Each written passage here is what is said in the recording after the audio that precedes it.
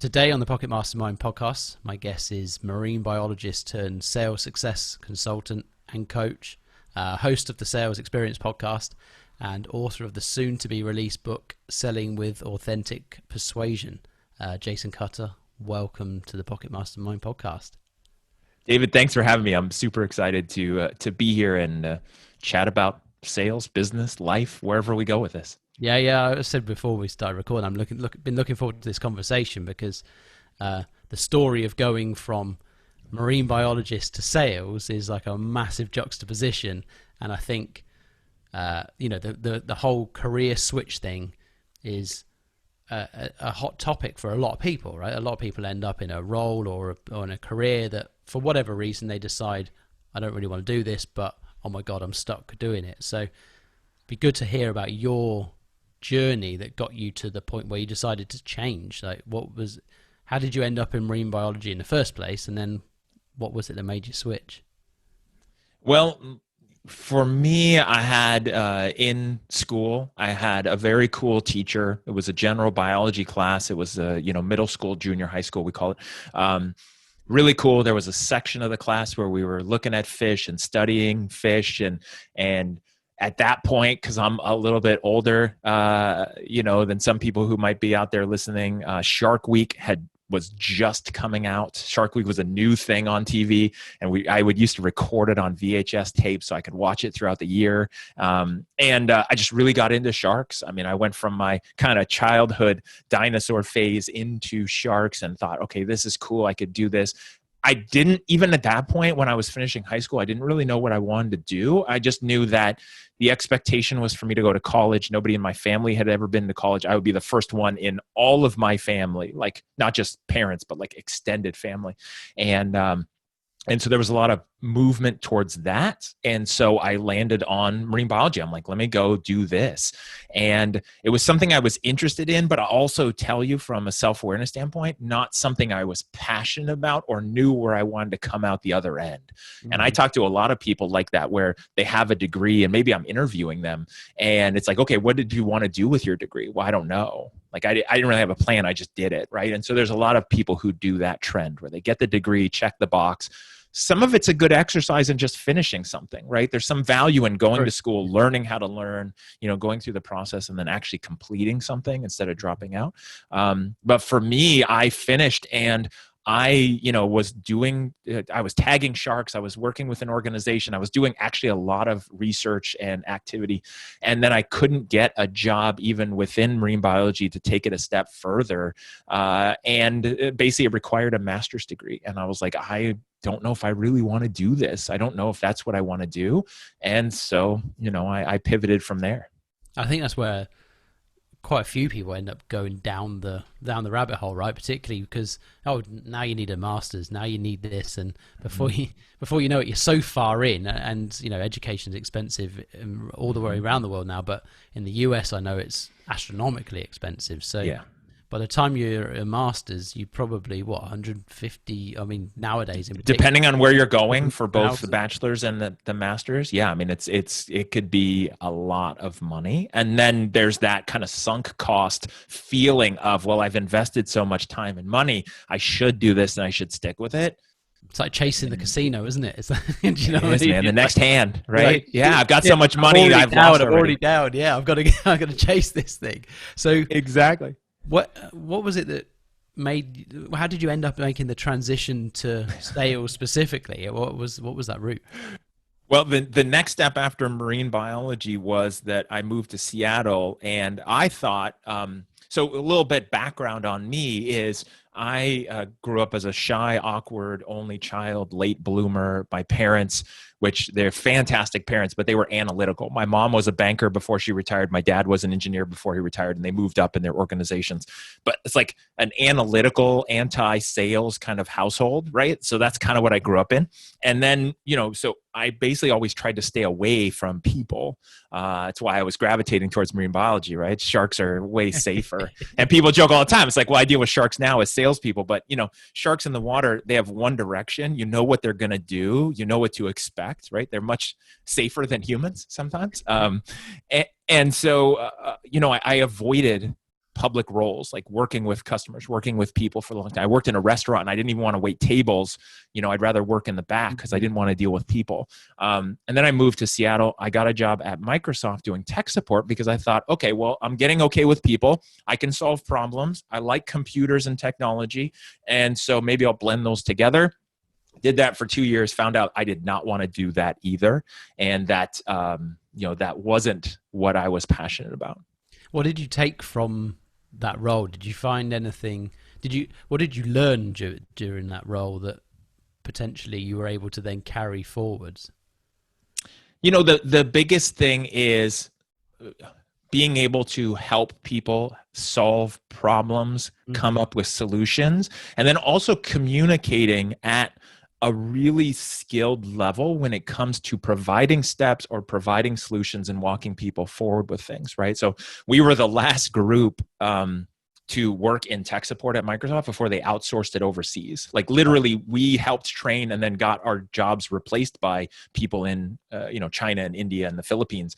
Like that wasn't a thing back then, and then it became a thing, which was fine with me because I was done. But I would do phone call tech support, we would do email tech support, and then we did chat tech support. And when you're emailing somebody steps to fix their computer or their software, their problem, you have to be very skilled at communicating the steps and thinking it down to like almost stupid proofing the instructions so that they can do it, because you don't know who you're talking to on the other end.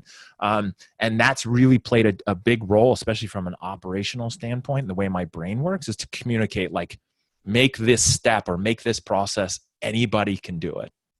And even now, there's so many bad chat tech support. Do you know what I mean? How often do you go onto one of those things and go help, and then they say, oh, you just need to do this, and you think, well, what the hell is that thing you're talking about? So exactly, it is an important skill. And I think, even in that role that you didn't particularly enjoy, I think it's important that in any role you can learn something and take that forward, right? So you were able to actually extract something even from that role that you realized wasn't going to be for you. So where did you go next? So next was actually my first official sales role. So from there, that ended. I was looking for a job. I still didn't know what I wanted to be when I grew up. I still didn't know for a long time after that either. But I didn't know what I wanted. And a family friend said, a family friend was like, hey, there's a guy. He's got a mortgage company. He's looking to grow. You could do that. And I didn't really see it as sales because I wasn't thinking in that term, and I just really didn't understand a lot about that world. It also didn't take much sales because this was during the housing boom in the US, and so it was really easy. You didn't have to really sell anything. Give it away. Everyone just wanted. Yeah, that's it, right? I mean, it was more of a process operation role than actually a sales role. I still screwed up a lot of sales stuff in it that I, use those lessons till today and still teach people what not to do based on what I screwed up. But yeah, so that's when, at 27 years old, I was in my first sales role. Like most people, just, I wouldn't say accidentally, but just unintentionally, just trying to figure out the world and, okay, what should I do next? And what was that like then when you first went into that environment? Like you say, it wasn't like salesy, but what were the first things that you kind of really noticed when you went into that environment? The first thing that I noticed is that I felt like a hypocrite at first because I was renting and I'm helping people buy houses. And I'm like, wait a second, this doesn't feel correct, right? Like, hey, you should do this, but I'm not doing this. So actually the first one that I did was for myself and buying a house. Because I always think, like, even if you can be a customer of whatever you're selling, that's always the ultimate, right? Because then you believe it enough and you can speak and sell from a place of like, I believe it. I actually own like these knives. Like I'm selling you these knives because I own these knives. And if you can't, at least be in a situation where you can understand and relate to it. But that was one of the things, just being in alignment, helping other people from a place of like, I get it. Like I've been through the process. I know what it's like. I'm going to help you do it correctly because I know what it's like, either wrong or in my own experience. So that was huge. And then, just like really it was the listening and asking questions and moving more towards diagnosing and prescribing people's situations and helping them instead of just telling me what they think they should get. Instead, telling them like, okay, so here's the big menu, but here's what you should be doing.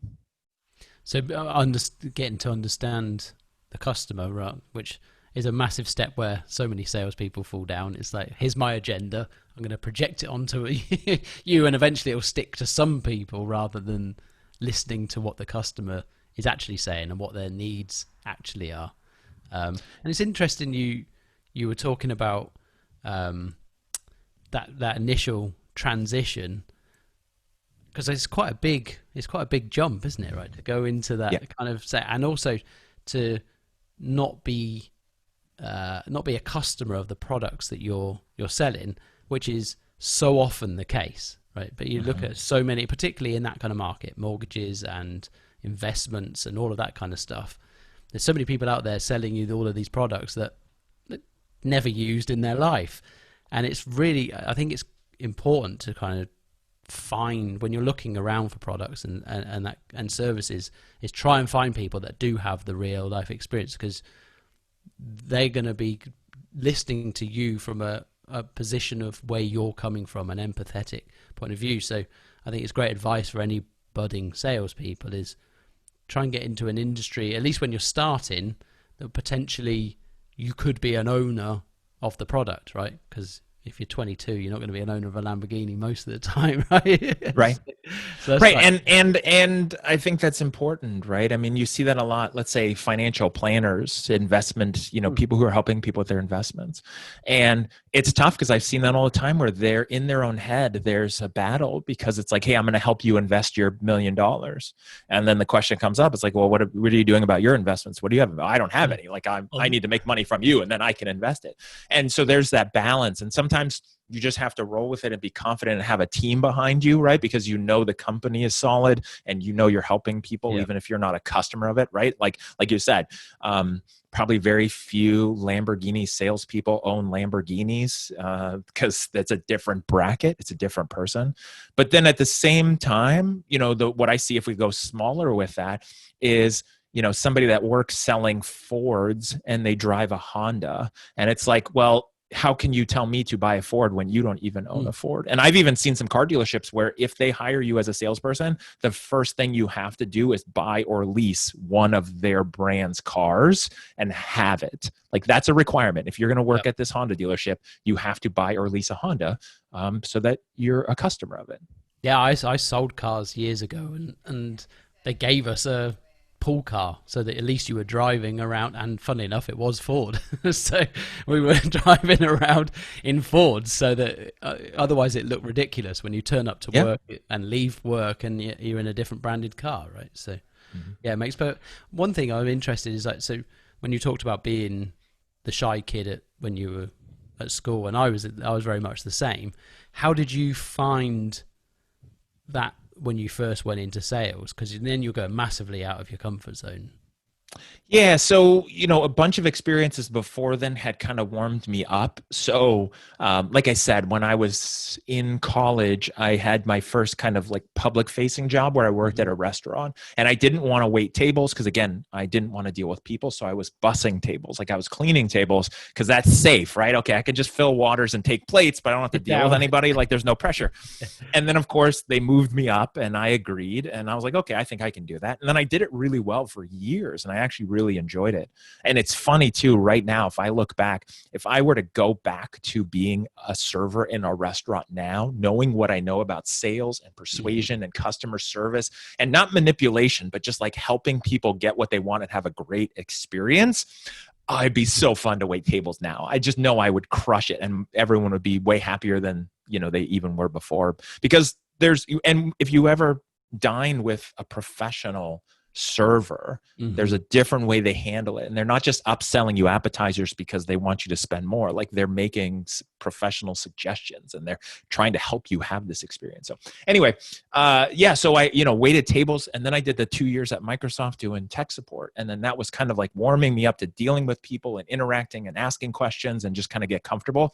And then I was working for someone in the mortgage business, so it was like, okay, here's your first part: answer the phone, ask these questions, fill out this information, and then we'll get to phase 2. And then watch me do what I do and take notes, and then we'll get to phase 3. And so it was kind of an evolution learning it. And then, the training wheels came off. And so were most of those conversations, were they telephone conversation? No, actually, this was all face to face. So, in fact, the directive was as soon as somebody calls in, get them, get in front of them face to face as quickly as possible so you can build the relationship, build a rapport, build trust, read their body language, all of those classic things. In the beginning, don't do anything over the phone until you've got a solid relationship. Because that's the big change, isn't it? Because you can kind of hide behind the phone. If you're doing telesales, you've kind of got a little bit of a defense because they can't see you. So you cock it up, you go a bit red, it's all right. And then suddenly you're now in front of people. And if you're not 100% confident, I think that's where, my experience when I was in sales and people around me in sales, they're not 100% confident. They're in front of people. They start to clam up. So what was that like for you? How did you start to build your confidence? More conversations. I can't remember specifically what it was like. I probably blocked it out, but I'm sure it was really nervous and a lot of pressure and a lot of sweating and, in person or over the phone.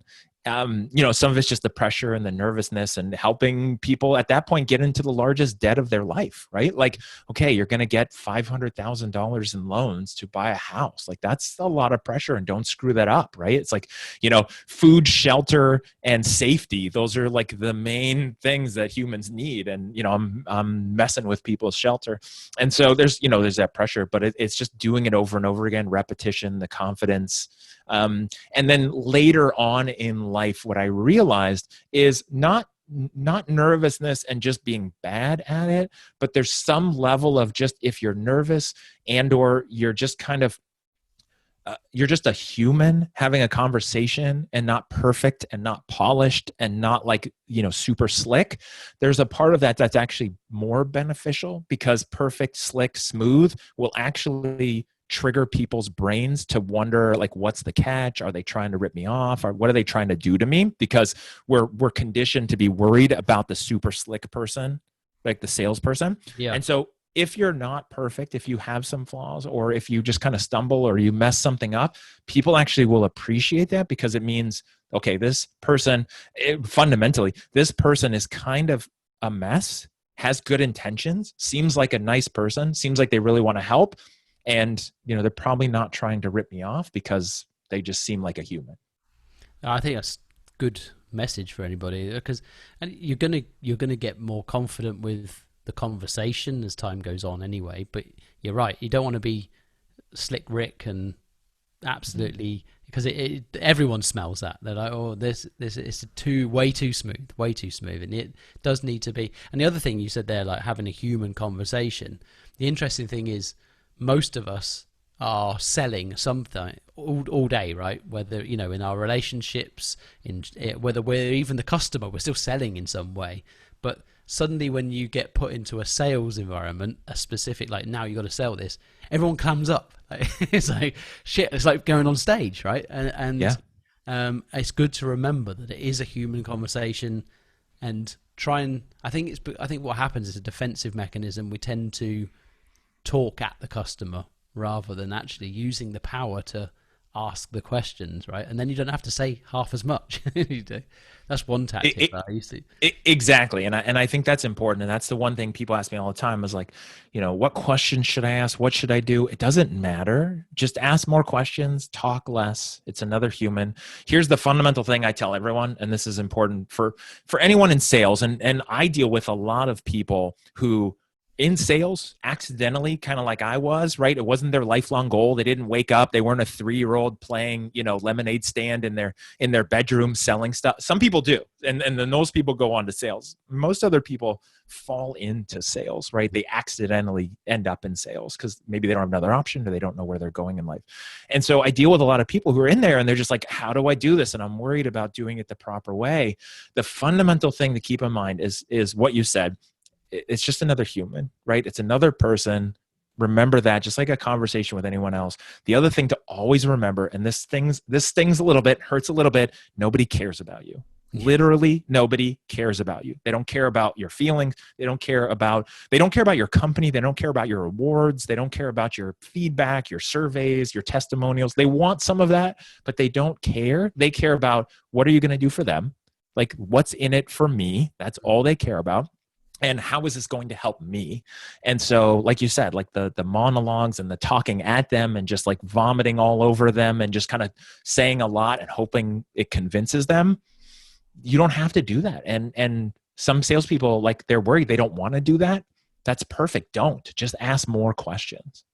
And how long was it before you really started to feel that you were getting good at this role, getting good at sales? What was it that kind of stood out to you? Did you realize that you were performing better than others around, or? So I did a couple years in the mortgage business. Then I went from there to help people who were in foreclosure, who were under threat of losing their homes, like in the States, like to an auction where the auction happens on a Friday, then the sheriff comes and then they have to leave their house, and that terrible scenario you can imagine. So I was helping people with that. And this was before the housing crisis and before like everything started to fall apart. People were still in foreclosure. And that was okay. And I did well and was helping some people. And, it's a sales, you wouldn't think it would be a sales thing. Like somebody's about to lose their home. You'd think that would be an easy sale, but it's not, because people are stuck in their head and they like their house, or they think, there's always an option, even if there isn't, right? Because maybe they're not working anymore. So there's really no way, you've got to do what you can to preserve it.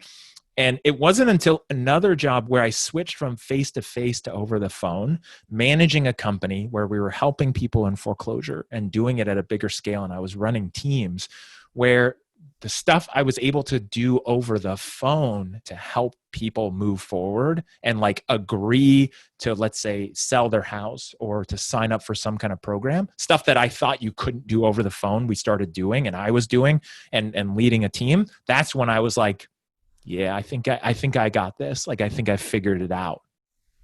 And so what was it about that role then that kind of you really that you learned that you were able to do this? What was the tangible skills that you think you really were able to employ?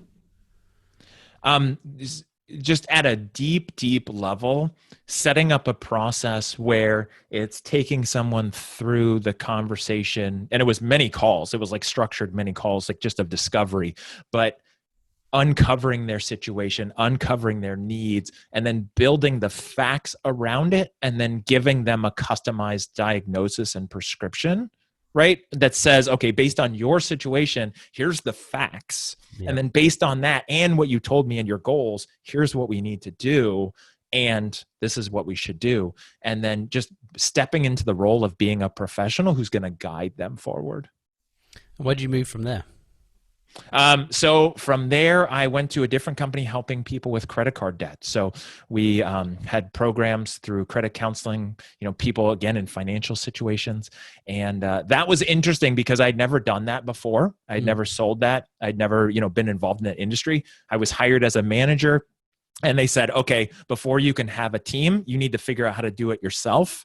And so here's the phone. So make some sales and then write a script, and then you can hire people and then build it from there. And so that was interesting because it was like sitting in a cubicle making sales, even though I was, supposed to be a manager. And I firmly believe, if you're going to lead anybody, you should, have some understanding of what it takes to do that. Definitely. That's where a lot of organizations absolutely fall down, right? You've got big sales organizations, big call centers.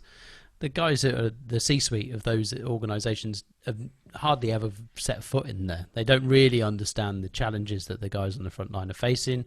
They don't necessarily understand the skill sets that are on the front line. And I think if you are leading those organizations, you really got to spend some time, and it might not sound glamorous, but go and listen to what's actually going on, because there's no other way of knowing where the skill gaps are or where the issue gaps are.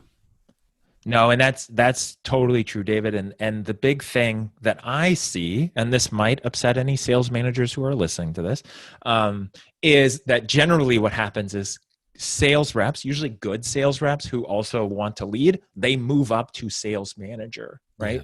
They weren't raised as a manager. They probably haven't been given any management training. They don't, they're a salesperson who now is higher up.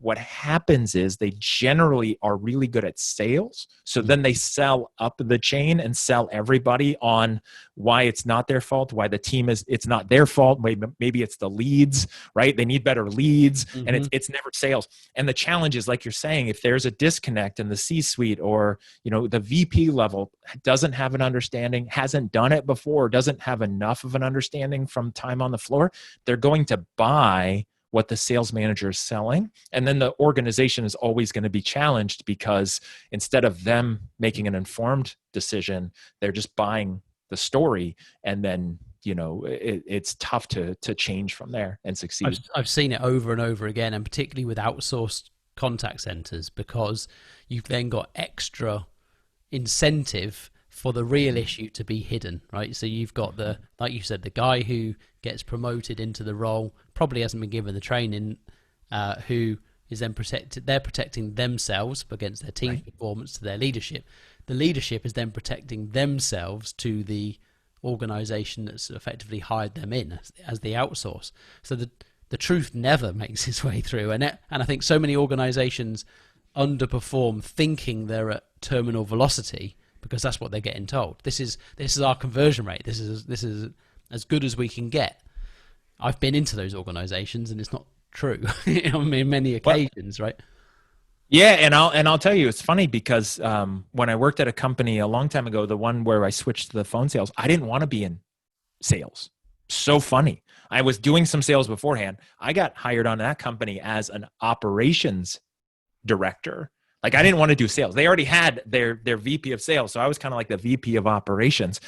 And they were having a conversion issue and they were having a sales issue. And the VP of sales solution was, well, do twice as much marketing and then we can close twice as many deals. And the owner's like, Classic. no, close more deals. Like, this is it was obviously unacceptable. Yeah. Right. Sometimes CEOs are like unreasonable and they want like twice as much. They want blood from a stone. Sometimes it's like, the metrics are unacceptable. And so that's what happened. He said, do twice as much marketing. And then he got fired. And then I was then moved over and then I got to do it. And, which was interesting, but it wasn't my plan. But yeah, I see that all the time. And I think too, it's also important to understand sales managers, a good sales manager is an advocate for the salespeople, and they're the ones helping them in the trenches. They're helping them close deals. They're motivating. Like, that's a special skill and a special energy, and it's super important. You can't have a very tasky, like executive level sales manager, because then the salespeople won't respond to it. So you've got to have that sales manager buffer there of the right person, and the leaders above them need to look at the numbers objectively and be careful not getting sold on the story, and then making sure everyone's working together.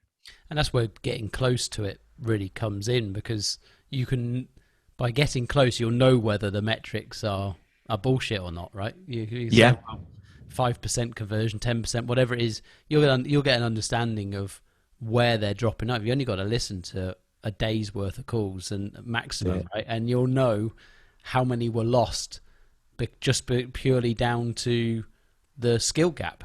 And then you know where to invest. And I think one of the challenges for organizations is investing the time and the money into the frontline sales, because it's offline time and it costs so much money. But how much is it costing you with the poor conversion rate? And so obviously now you're now doing consultancy and coaching. How do are you going into organizations and helping them better understand where their opportunities lie within the sales functions? Yeah, because there's so many things that go into a successful sale that even because I've been, VP of sales, I've been VP of sales of marketing. I've dealt with it in many organizations myself, and I know what that's like in it, when you're in it and you're looking at it and there's pressure from above, pressure from below, and it's just this whole combination. And then, to be an outside third party person, kind of look at it at this, unattached view. I use the analogy of an iceberg all the time, because if you look at an iceberg, most people know what you see above the surface is, 5 to 10%. That's just a little tip of the iceberg. The rest of it's down below. Like, we've all seen that image, that drawing, if you will. And so for me, the part that you see above the surface of the water in sales is the closed deal. It's the, the high five, it's the ringing the bell, it's the put the mark on the whiteboard, it's the commission check. Like that's what you see. And then below the surface is everything that has to go right in order to do that consistently at a high level and scalably, right? Like you can get lucky every once in a while. Like anybody can close a deal every once in a while, like that happens. But to do it consistently and at a high level takes marketing, it takes technology, it takes culture, it takes training, recruiting, HR, like all of these factors that, what I'll do is go into organization, and the first thing is we'll just do an analysis and see, okay, where do you want to be? Where are you at now? And then let me do a deep dive and figure out what are we missing on the team? What do we need to fix or replace or improve, bring in? And then, how do we get you to your goal long term? And do you see common patterns within organizations that you can then resolve? Yeah, I mean, generally it comes down to training. There's a couple things. One is the training, the coaching, and the leadership side. It's really coaching them on the field and giving them the training. And a lot of organizations that I work with, they're just overwhelmed. There's maybe smaller organizations. There's an owner. There's a sales team. The owner's trying to run the company. The sales team, they need a lot of help. A lot of people think, okay, I'm going to hire sales reps and I'll just let them sell because they know what they're doing. It's tough. They still need it. That's why if you watch professional sports, there's always a team of coaches on the sideline in the game. Like, of course, they're trusting their players. You guys go play, but we've got to make coaching decisions throughout the game, right? I can't get out there and kick the ball myself, but I've got to coach you guys on how to do this, and you women and the team. And so it's the same thing in sales. Like you can have really professional people, but they still need coaches on the field with them all the time. And, a lot of organizations aren't putting enough effort into it. So it's literally listening to calls and being like, you said this word, you could have said this word and you would have closed this deal, and catching those things. So there's a lot of that. And then a lot of it's the marketing. I mean, I see a lot of companies not knowing where to go with marketing, not thinking, what the best strategy is, or they think, okay, well, everyone says cold calls, so let's just do lots of cold calls and hope that works. And it can work, but it's a tough strategy. You have to have the right people and the right data and the right technology. I work with a lot of companies who are taking inbound leads. They're working towards that. And so they're buying leads, or they're doing direct mail, or doing, digital advertising. Mm-hmm. And then what happens is each one of those phone calls is very expensive, right? It's a $50, $80 phone call. Yeah. And so then there's a different pressure on closing deals. And you see, the approach to, especially telesales now, is probably changing quite a lot. There's a lot of, particularly, outbound telesales, there's not many people want to pick up the phone in the first place, right? I'd imagine the contact rate is probably way down from where it used to be sometime before, particularly, before cell phones, mobile phones, where you could screen them a lot. Now you can screen a lot easier. But also because of the fraud aspect that goes on, right? So, when I get a call, they say, well, can you confirm your details? I'm like, hang on, you called me. Exactly. I do that same thing. It's like how do you distinguish between the phishing? So I think, the sales organizations are trying to feel their way through that change. How do they make those functions really effective? Have you seen that for yourself and on the front line recently? Yeah. So, people who are calling into businesses, that's a little bit different, where they're, somebody's going to answer that business line, or they can leave a voicemail instead of an individual who's going to screen it. I mean, my cell phone even just says spam risk because it's identifying it as a spam, and I just don't answer it. Like that person, I'm never talking to that one. And I'll tell you in general, like if I don't know who it is or I'm not expecting it, I don't answer it. Even let's say my parents, I talk to them, regularly, and, my mom calls, I'm assuming it's an emergency. Otherwise she'll literally text me to coordinate when we're going to talk, right? Like, because they're busy, I'm busy. And so that's just the way the world is. Like before you used to, anytime the phone rang, you'd be excited because this is probably good news. Just like you at one point in your life, you probably check the mail every day because you're excited about what might be in the mail. or your email. And now you're just Now like, it's oh man, bills. it's mostly crap, right? Like now there was a time when I was a kid, when anybody came to the door, it was exciting because it was like, you didn't have phones. You had phones, but not cell phones. It's true, And so it was like a neighborhood kid, like, hey, can you come play? Like that's cool when someone knocks on the door. Now it's like, okay, what are you trying to sell me? Who is this? Yeah. And so with calling companies, that's one thing. Calling individuals. I mean, the biggest thing I do is I do what I can with my clients to shift towards inbound strategies instead of trying to cold call you and say, hey, David, I think you have this problem. Do you have this problem? Do you need to buy this? Do you need this help? Like, let me ask you a bunch of questions and see if I can help you. Like, I don't know. And that's just shooting at the dark. And that's leads to burnout. It leads to issues. It leads to just a lot of wasted time.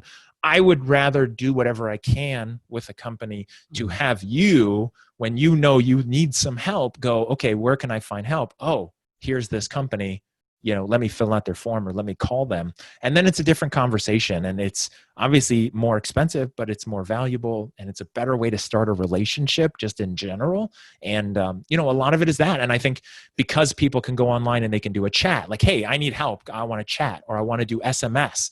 I want to do email. I want to do phone calls. You just got to meet them where the customer wants to talk. But, do your most to let them start the conversation.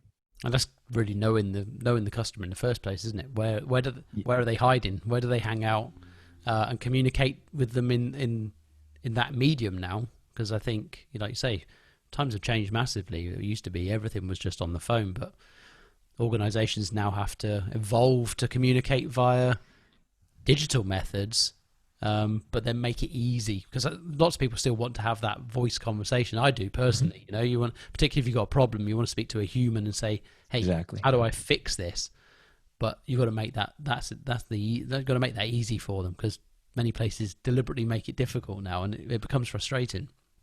Yeah, and there's a lot of cool technology I'm helping companies implement, and a lot of service providers out there. But, literally someone fills out a form on a website and says, hey, I want help, right? Not a problem, but like, I want to buy something. So I want to check out what you have to sell.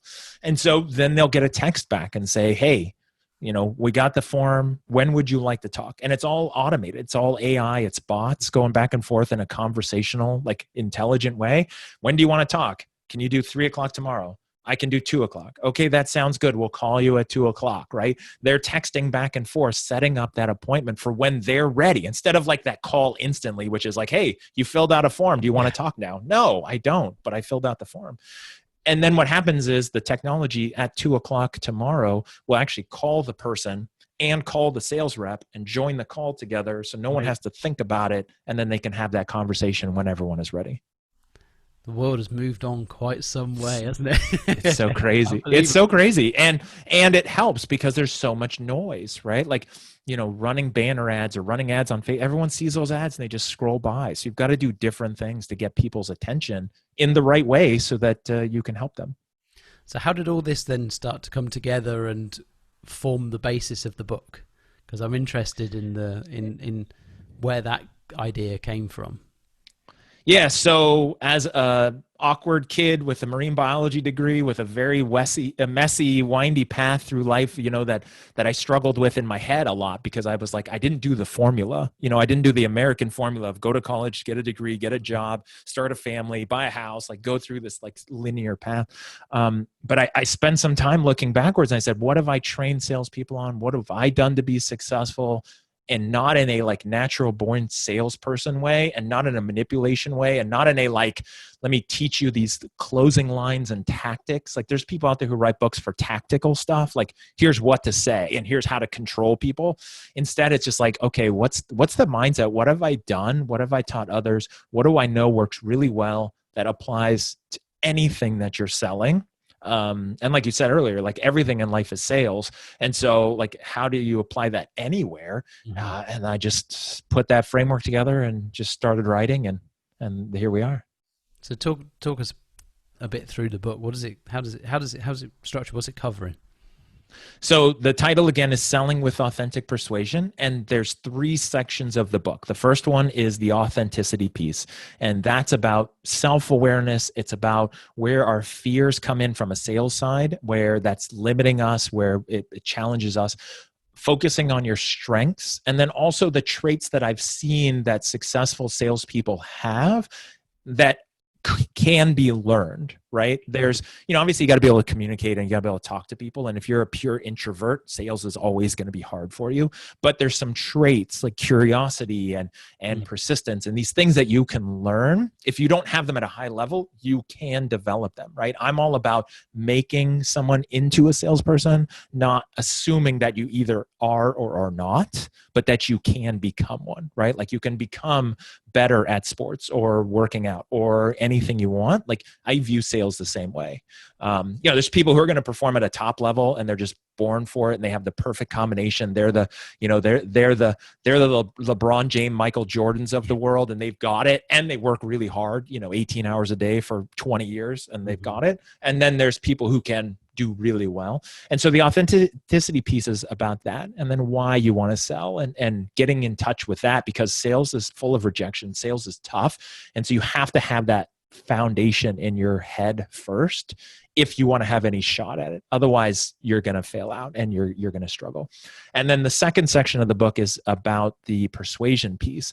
And it's about a framework to use that applies anywhere, and the process to follow and how to do it like a professional. It's about persuading people for the right reasons to help them with their situation, understanding that, this is the one thing everyone just needs to always remember is you getting your prospective customer to buy means they have to make a change. If it didn't require them making a change, they would have already bought it already. They would have just buy the same thing. It's why people buy the same paper towels or the same toilet paper or the same soap, because they don't want change. They like what they like. Mm-hmm. And so if you're selling something, that means they have to make a change. Our primitive parts of our brain wants to keep us safe in our comfort zone, protect our ego, keep us alive. And so change equals danger, danger equals death, buying from you equals death. And so that's what you get to overcome as a salesperson. And so persuasion is about helping people overcome that in the right way for the right reasons, but as a professional. And then the third part I call the intangibles. And those are the little things that make the huge difference in performing like a professional at the top of your game, no matter what you're doing. In sports, it's the hustle plays. It's the things that don't show up on the scoreboard or on the stats, but make the difference when you're playing against a professional opponent. And in sales, you're playing against your prospect who their brain, again, is in survival mode and has been around for thousands of years trying to stay safe. And you're playing against a very experienced opponent who does not want to buy and take a risk. And so you have to do some intangibles right. And when you combine those three parts that I have in the book and apply that to anything in sales, then you're playing at a completely different level. If you could summarize, 3 or 5 key points, I think you've already pulled out one, of giving yourself the best chance of success in a sales role, sales environment, what would they be? So I would say on the authentic piece, it's the knowing what your strengths are and knowing what the traits that it takes to be successful, like curiosity and openness, persistence, creativity, being authentic. When you look at those and you can go all in on those, that's important. The other big thing, and this is like, if there's one takeaway, it's also knowing why you want to be successful, right? One of the exercises I do with salespeople whenever they start is I have them make a vision board, an actual physical vision board for their desk. What do they want and why? What are their goals? A vacation, a house, more money in the bank, financial security, a new cell phone, a new car. I don't care. What's going to motivate them when it gets tough, right? Like, what are they going to do? And physically make that, because it will be tough. It's sales. If it was easy, everyone would do it. And then on the persuasion piece, it's really about embracing yourself as a professional. I know that I'm going to help you because you need it. And I know that if I don't help you, then bad things could happen. Either you go buy from somebody else who doesn't care about you and they rip you off, or you keep going down your current path and then bad things. When I used to help people in foreclosure, if I wasn't successful, they were going to be homeless. Right. And so that's a different pressure on me, because now it's not about me, right? Now it's about my duty and responsibility to them. And then I'm talking from a different place, and any pressure isn't me manipulating because I want to close the deal. The pressure is me because if I don't, you're screwed. So I better help you. and it just shifts the game like crazy. And that's it's an important mindset, because I think in that scenario, there are people that may take a slightly different approach, right? Because these people are vulnerable, desperate, and you've got to. I think it's important to operate with ethics in that scenario, right? Because one day it could be any of us. It is. And no matter what you're selling, right? So there's, helping people out of debt or helping people who are dealing with substance abuse. Like there's bigger, like really actually life things. And then there's maybe you're selling cars. And if I were to sell cars and take that approach, part of it is I see it as my duty to help you buy a car in the right way, the right car with the right setup, and help you out and just give you good service as a salesperson. Because if I don't, you might go down the street and buy from somebody else who might just totally rip you off because they're just looking at the commission check. So it's not always just like, I'm going to save your life, but also I'm going to save you from, and again, I could be selling knives. I want you to have these because of what you want them for. And I don't want you to make a mistake and buy the wrong ones. And it totally changes it. And especially when people say, well, you're just trying to pressure me because you want a commission. No. Like, I don't care. Like I used to tell people that. I'm like, if you don't sign up and we get off the phone, when I go home tonight, I don't have a problem, but you still do. Like, I'm doing this for you. Right. But I mean it. Like, my intentions are so clean. Like, I mean it. I'm helping you. I'm pushing you because I want to help you. That's an interesting mindset. And I think really good takeaway for anybody who's currently in a sales role who, maybe everyone hits a dry spell at some point, right? And then you really do start to think about you. And I think if you can then use that framing to start to think about the customer, what do they want? How do they feel? Then you start to put yourself into their shoes. You start to ask questions that you would probably want to be asked. And I think it's quite easy. I think we get distracted by, oh no, what question should I ask? What information do you want to know? And then start backwards from there. That's it. And what do you need to know? What are you trying to get to? Here's the biggest thing. And this is like a huge takeaway. I'm so glad you brought up like the slump and when people like start. The biggest thing is most likely they're talking, like you said early on, they're talking because they think they know it all and they've done it enough. Like I don't care why you think you need it, David. Like, let me tell you why this is important and why this is good and why I'm amazing. Like, just be quiet. Let me tell you how amazing this is. And then you just grab your credit card. Like, no, that doesn't work, right? On most people. And so the first thing to do is, if you're in a slump, go back to what you did in the beginning. Ask lots of questions, play dumb. Don't assume you know everything about everything, and be ultimately curious and ask lots of questions. Number one, as soon as you hit that slump, stop thinking, ask questions, and then look for the problem to solve.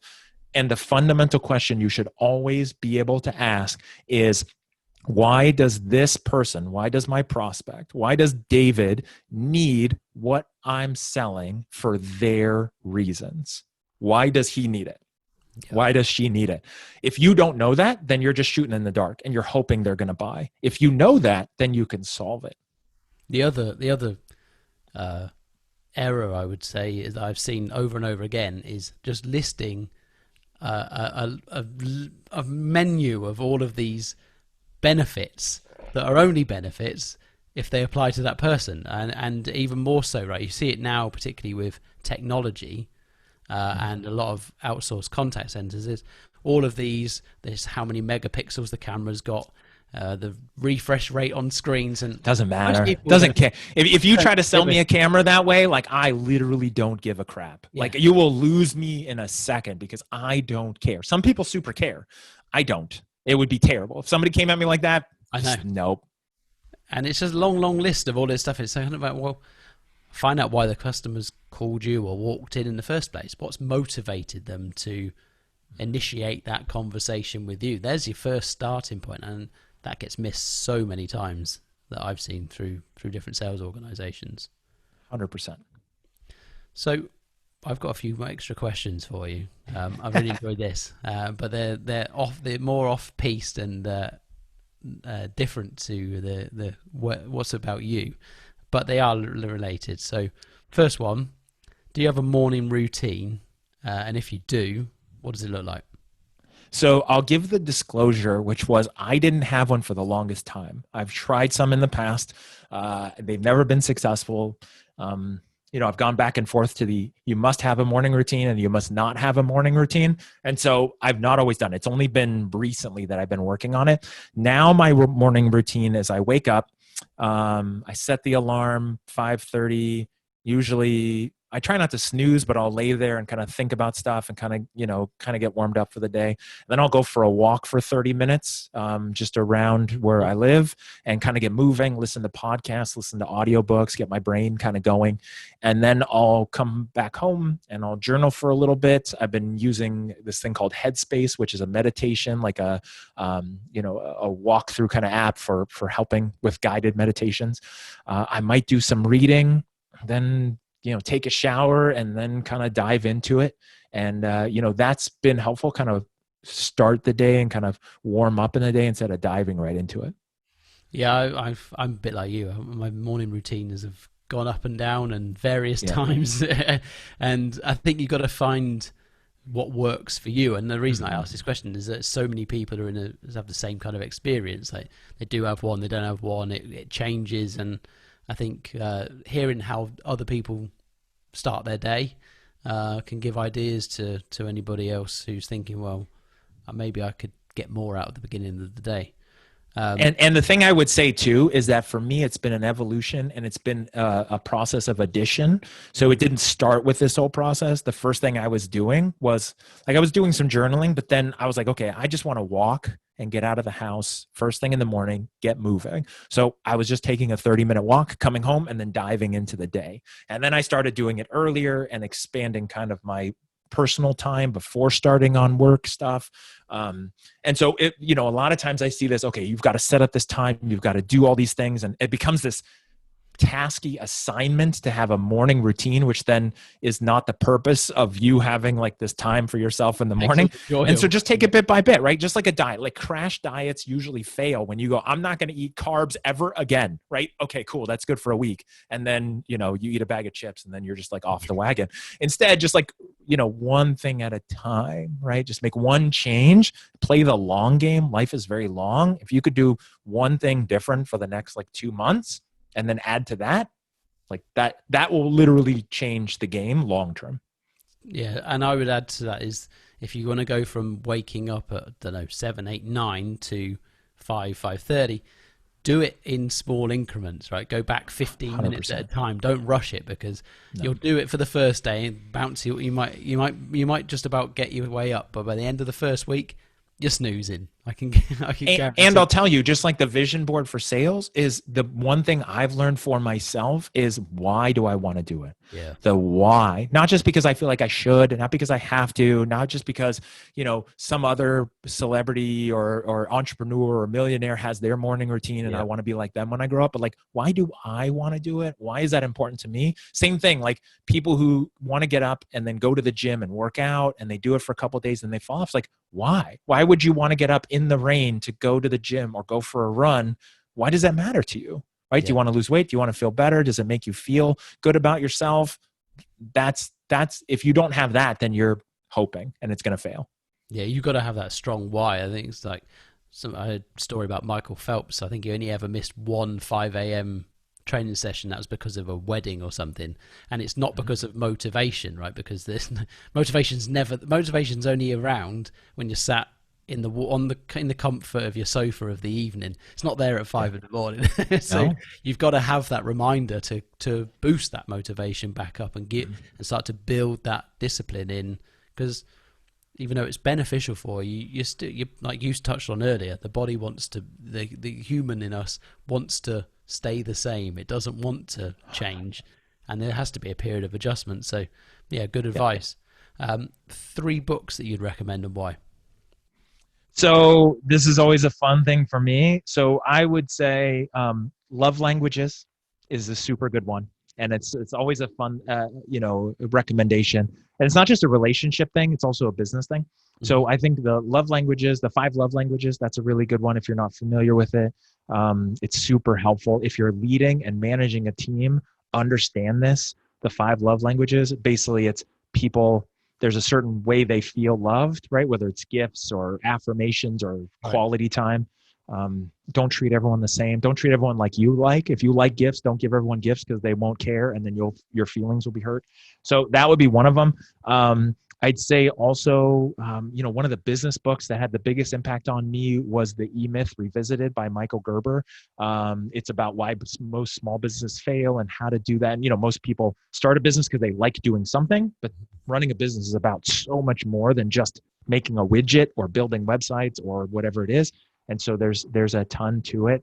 And then the other book, it's also a relationship thing, but I think it helps, is called Attached. And so that one, and we could talk about so many books, but Attached is a good one too, that will help with relationships, again, personal and business, really helps with that. Awesome. Yeah, that's 3 books I have. Well, I've got The E-Myth is currently on a pile waiting to be read. And the other 2 are going to join the pile at some point. So there you go. I ask these questions to get good recommendations. The challenge is the book pile keeps building. I have that same thing. I have so many books around me that people have been recommending that I've just been buying on the spree that I am. And it always happens, but that's all right. 3 people to follow or listen to. And that's so tough. Same thing with the book thing is usually when people ask me for the best books, I ask them why. Like, what are they looking for? It's my sales process too, right? Like, it's like, why do you want it? What do you want? Like, I gave you the book answer, but for the followers, it really depends on what and why. Like, I don't know if I can really answer that because it depends on what you're looking for. If you're in sales, if you're in marketing, anyone that's kind of that you listen to quite a lot, and I guess it's kind of like, why do you listen to them? Yeah. So, for me, in my current state, I really like Gary Vee at times, Gary Vaynerchuk. If you're a sales, marketing, business, he has a lot of content. You got to be careful because he's got so much content. You can procrastinate by listening instead of doing. And so, but he's really good. He's got a good mindset. He gives away everything for free. He doesn't care. He's not trying to sell anybody anything. There's a lot of great content. I have become friends with, and he's actually helped me and coached me and mentored me, but Sam Crowley. So if you're in business or you want to start a business or you have something you want to do, Sam Crowley, he runs the Every Day is Saturday podcast, where he's really focused on helping people, get their message out there in the world and turn it into a business and, really, come from that place. So those are 2 that I can think of. I don't know if I could come up with a third, depending on what you're looking for. You're breaking the rules. I'll let you off. All right. You kind of covered the next one, but we'll see if there's any additional 3 good habits or disciplines that you've employed in your life that you feel have made a big difference to you.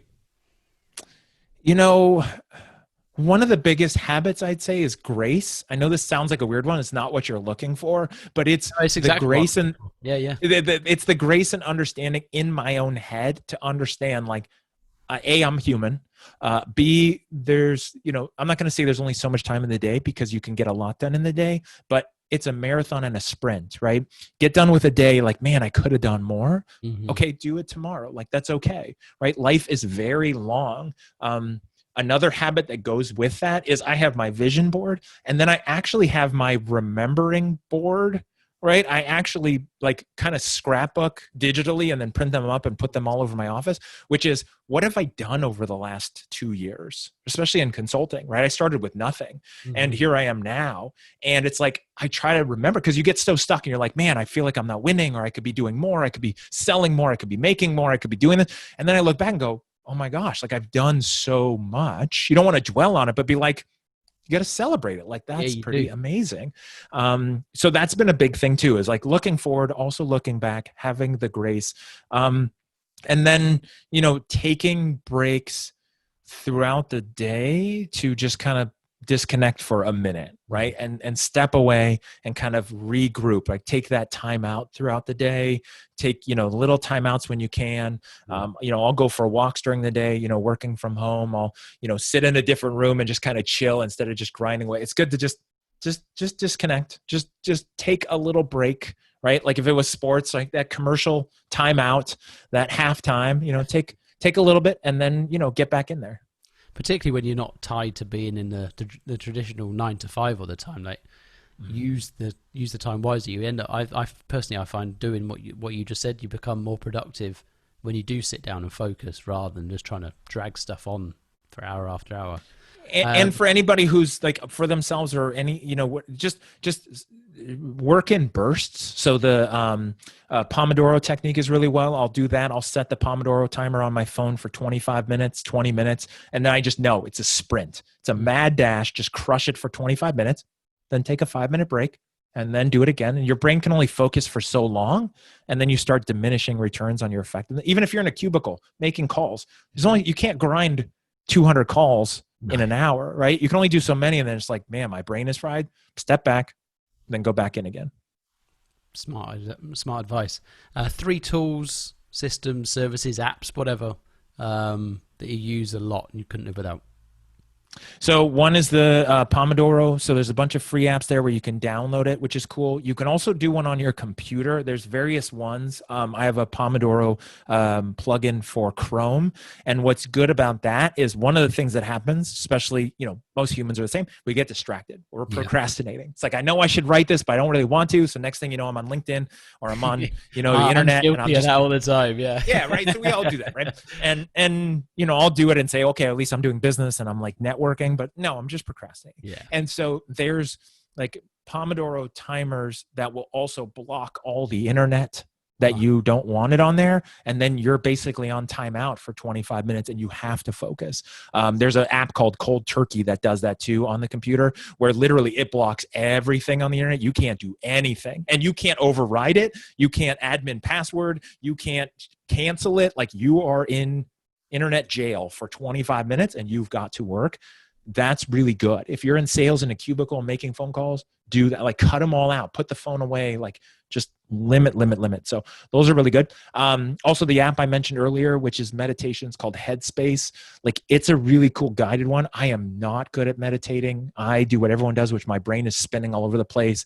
They've got short ones, guided, exercises, and then you can just, keep doing it.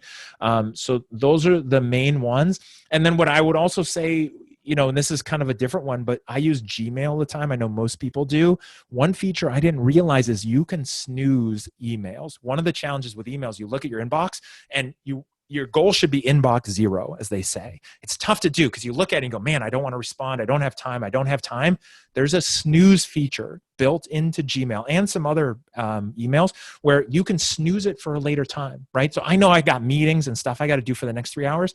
I'm going to snooze it, because if I go check my email and I see I have 50 emails, I'm overwhelmed, I'm stressed, and now I'm not getting anything done. If it's 0, because I know, okay, I'll deal with those at 3:00 today, I'm not worried about it, or tomorrow, or next Tuesday, I don't need to deal with it right now. There's a calm that happens, and then I can be productive. And then when those pop back in, I can deal with them or I can snooze them. If nobody's made a big deal out of them, then obviously it's not urgent, so I still don't have to deal with it. So snooze it again. Game changer, I'm telling you.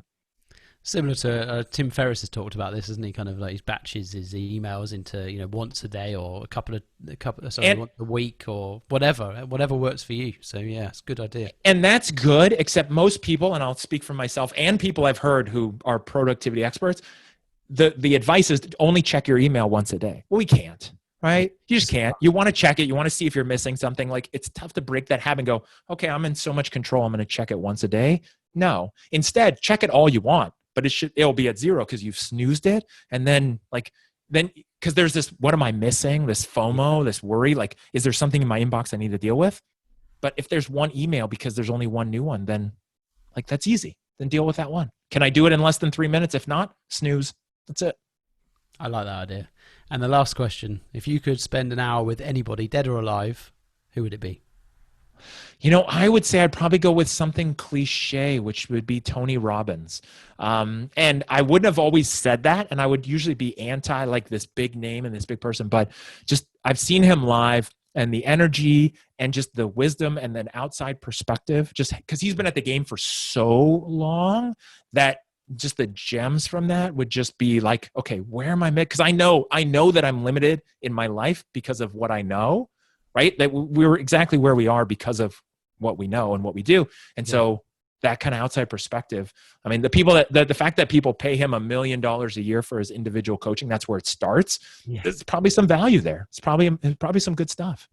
Yeah. Funny you should say that. I did the first virtual UPW 2 weeks ago, nearly 2 weeks ago.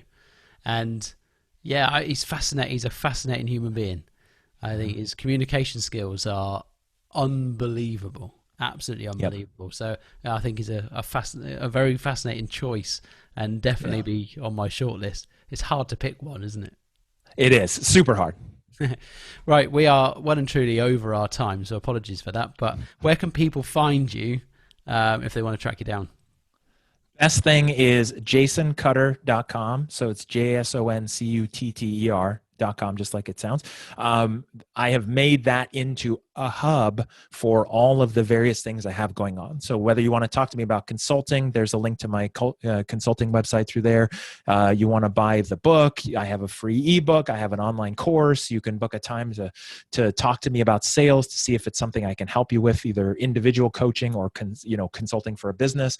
Like that's the best place. You can find my LinkedIn. You can find everything that I'm doing and creating is all through that one page. Perfect. Well, I'll make sure I've got links to that and to your social and stuff so people can find you when this goes out. But for the time being, Jason, it's been amazing. Thank you very much for giving up your extra time. And we'll speak again soon. You're welcome. We could have kept going for sure for hours and hours. So I appreciate this and what you're doing with the podcast and where you're going with this. It's great, and hopefully people are getting diverse value from all your conversations. Appreciate it. Thank you. Cheers, man. Cheers.